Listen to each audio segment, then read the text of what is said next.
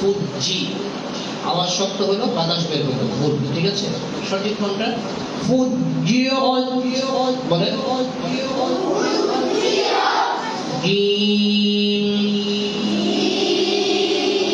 তাহলে জিমের ক্ষেত্রে বাতাস বন্ধ আওয়াজ কথা হয়। আমার কথা বুঝতেছেন না? বাতাস বন্ধ আওয়াজ নরম, আওয়াজ নরম, বাতাস বন্ধ আওয়াজ। আমার সাথে বলেন বাতাস বন্ধ আওয়াজ। আবার বলেন বাতাস বন্ধ আওয়াজ। মনে থাকবে? বলেন জিম। জোরে বলেন, জোর হয় নাই।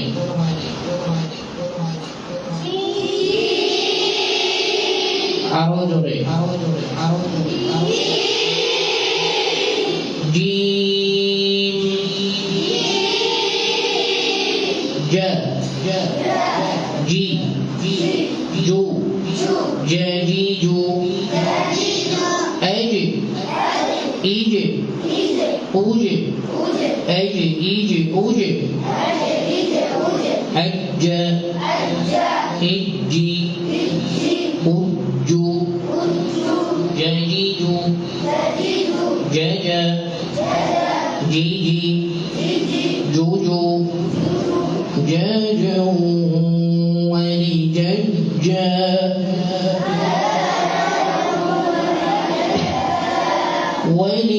ولجججج من المجج مججا ولجاجا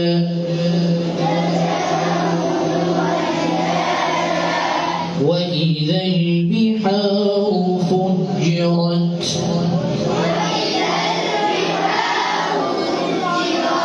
وإذا القبور بعثرت علمت نفس ما قدمت وأخرت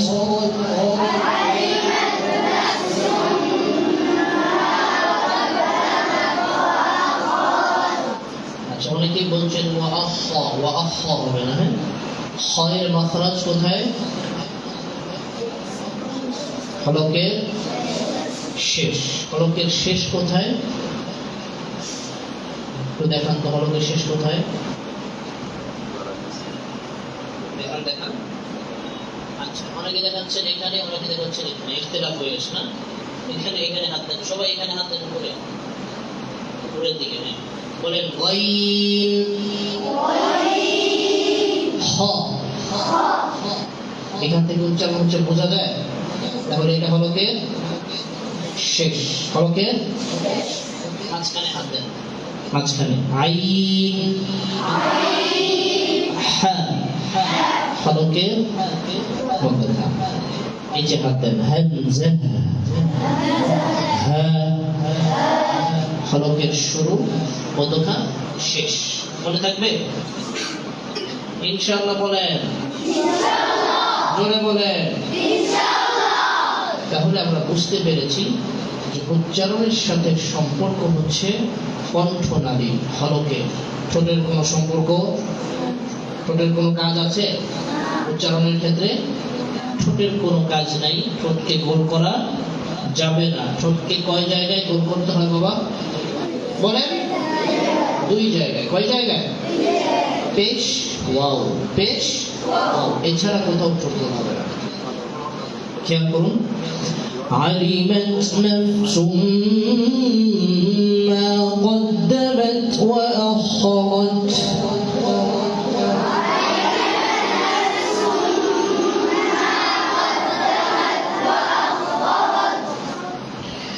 يا أيها الإنسان ما غرك بربك الكريم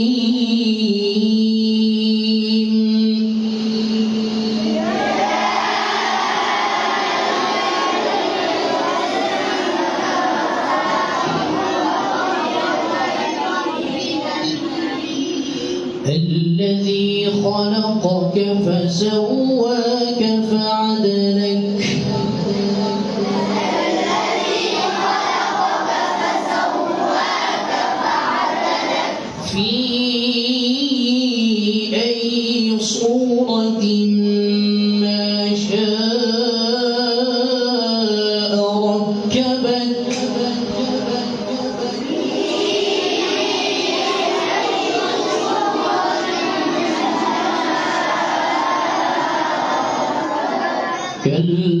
بل تكذبون بالدين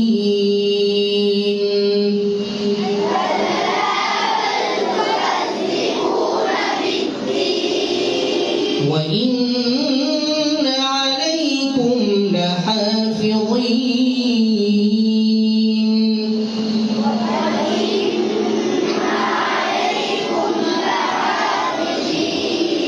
كراما كاتبين يعلمون ما تفعلون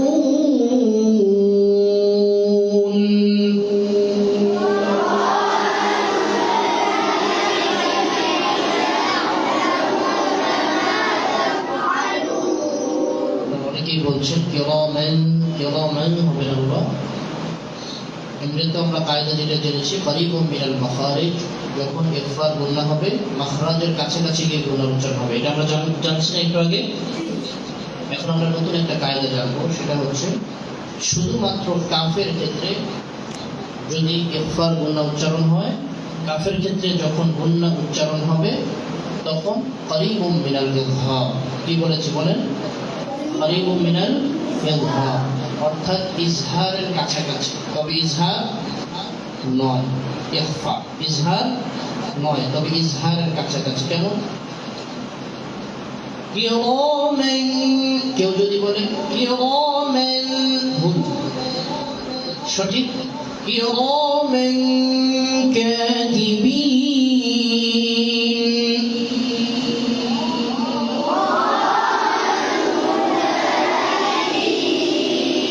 يعلمون ما تفعلون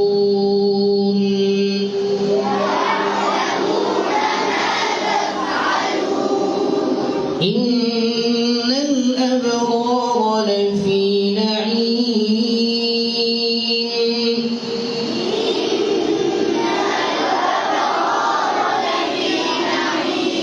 وإن الفجار لفي جحيم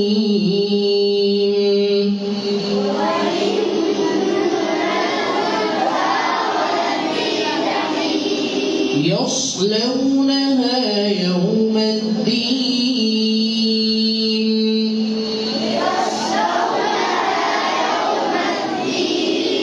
وما هم عنها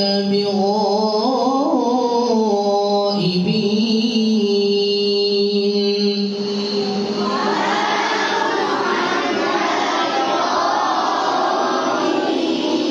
وما أدراك ما يوم الدين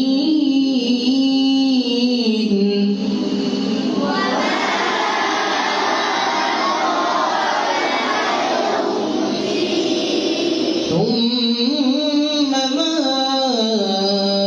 أدراك ما يوم الدين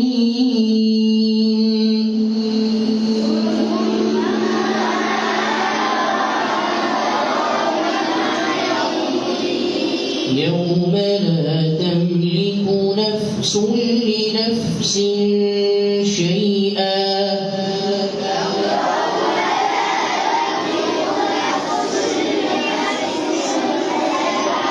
والأمر يومئذ لله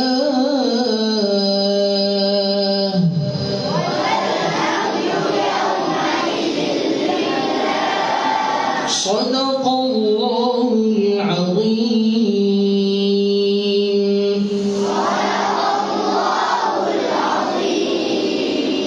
আলহামদুলিল্লাহ, আপনারা একটি ভালো মানের প্রতিষ্ঠানে লেখাপড়া করছেন, যোগ্য উস্তাদ রয়েছেন, এখানে ভালো সুন্দর পরিবেশ রয়েছে। আপনারা যদি চেষ্টা করেন, মেহনত করেন, আমি আশা করি আপনারাও একদিন বিশ্বমানের হাফেজ হবেন ইনশাআল্লাহ। জোরে বলেন বিশ্বমানের তেলাওয়াতকারী হতে, আন্তর্জাতিক মানের তেলাওয়াতকারী হতে আপনাকে কয়েকটি কাজ করতে হবে। বলবো? সবাই শুনতে চায় না, বলবো?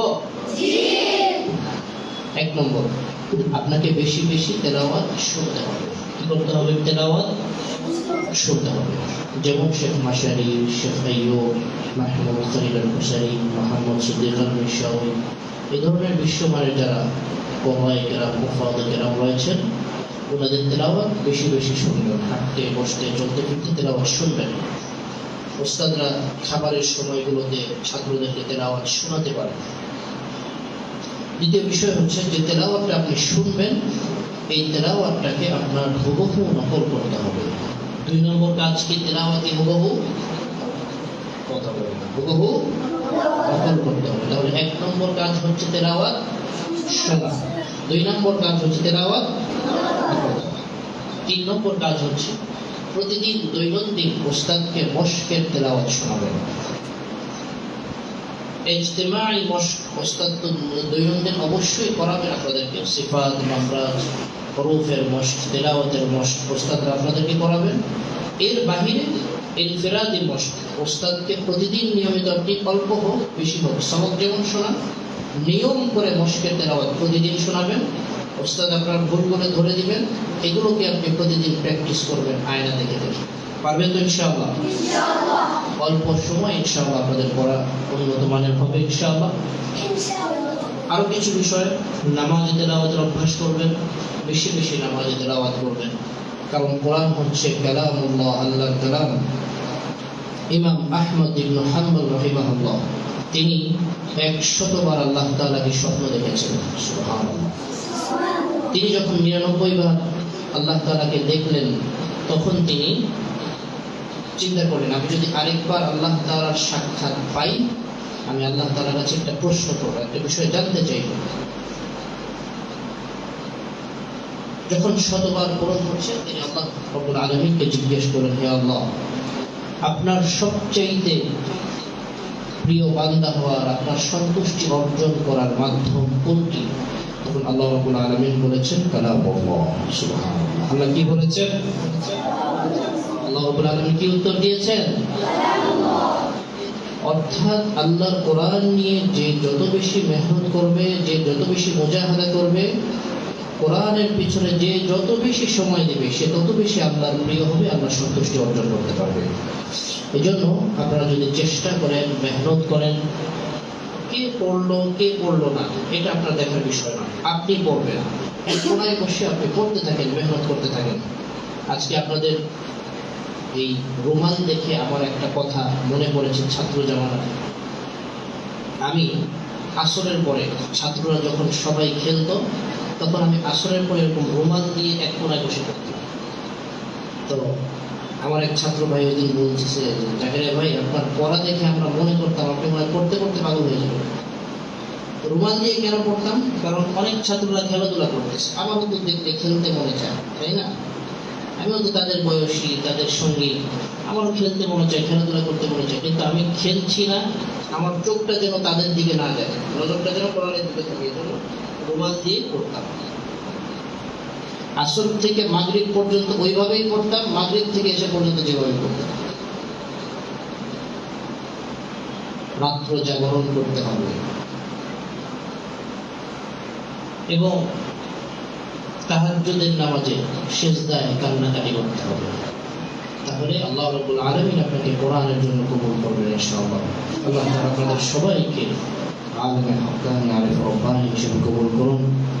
আমার জন্য দোয়া করবেন। আল্লাহ তাআলা এই মাদ্রাসাকে কবুল করুন। পরিচালক, স্টাফ, ওস্তাদ, অভিভাবক যে যেভাবে মাদ্রাসার সাথে সম্পৃক্ত রয়েছেন প্রত্যেককে আল্লাহ তাআলা কবুল করুন। সমস্ত প্রকার বিপদ আপদ বালা মুসিবত থেকে আল্লাহ তাআলা মাদ্রাসাকে হেফাজত রাখুন। আসসালামু আলাইকুম ওয়া রাহমাতুল্লাহি ওয়া বারাকাতুহু।